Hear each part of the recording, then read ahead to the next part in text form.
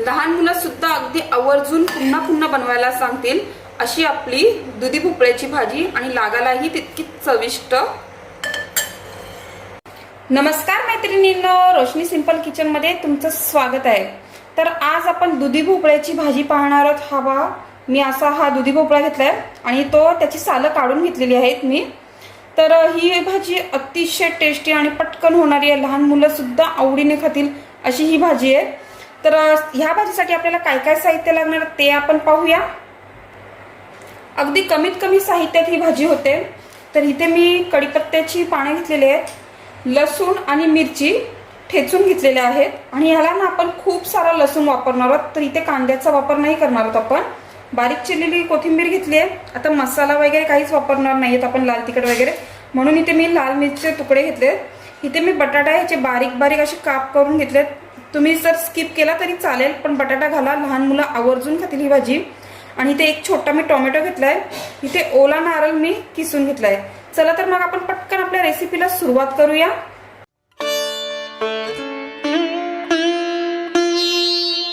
दुधी हा कापून घ्यायचा आहे आपल्याला।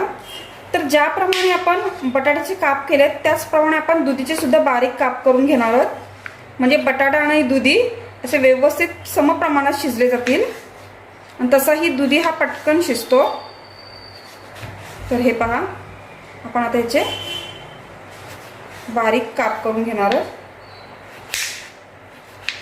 अशा प्रकारे आपल्याला बारीक कापून घ्यायचं आहे। तर हे पहा, तर अशा प्रकारे मी आता सर्व दुधी कापून घेणार आहे।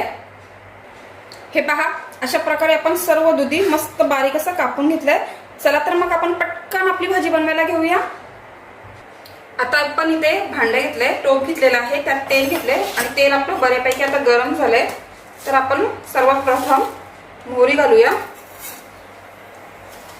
मोहरी चांगली आपल्याला तडतडून द्यायची आहे। आता आपली मोहरी सुद्धा छान तडतडली आहे। आता आपण ठेचलेलं लसूण आणि मिरची घालूया। त्याचसोबत आपण कढीपत्त्याची पाने सुद्धा घालतोय, लाल मिरचीचे तुकडे सुद्धा घालूया।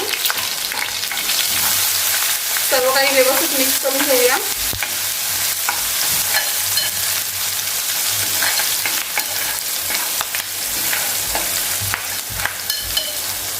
आता यासोबत मी थोडीशी अगदी कोथिंबीर घालणार आहे आणि टोमॅटो सुद्धा घालूया।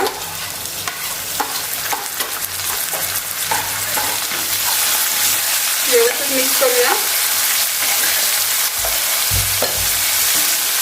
आता आपण चवीनुसार मीठ घालणार आहोत। त्यानंतर आपण हळद घालूया।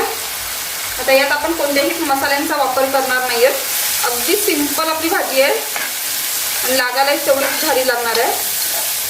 तर सर्व मिक्स करून झालंय आपलं। आता आपण ह्या दुधी घालूया।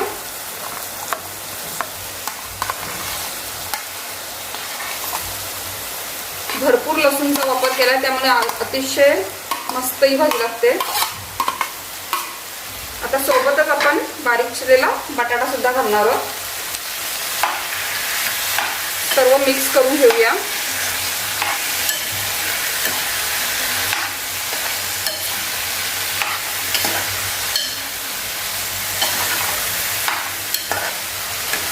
आणि दुधीमध्ये पाणी वगैरे काहीच घालण्याची गरज नाही, कारण दुधीला स्वतःच पाणी सुटतं नंतर।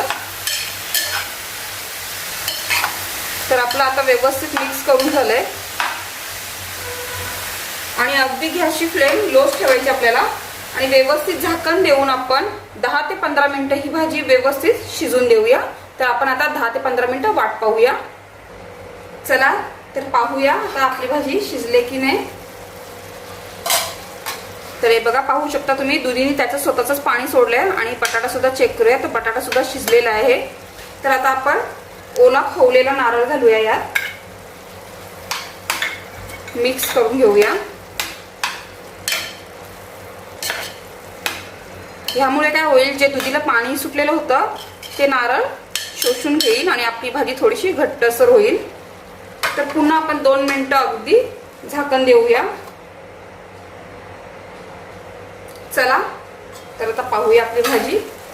वा, तुम्ही रंगही पाहू शकता किती सुरेख झालेली आहे. तर आता ही भाजी आपली पूर्णपणे झालेली आहे. आता मी गॅसची फ्लेम बंद करते आणि वरून आपण थोडीशी आता कोथिंबीर घालूया. तुम्ही पाहू शकताय अगदी सोप्या आणि साध्या पद्धतीत बनवलेली आणि चविष्टही लागायला तितकीच. तर गरमागरम आपली दुधी भोपळ्याची भाजी तयार झाली आहे. तर मैत्रिणींनो, तुम्हाला माझी ही रेसिपी आवडली असेल तर नक्की लाईक करा, शेअर करा आणि सबस्क्राईब करा.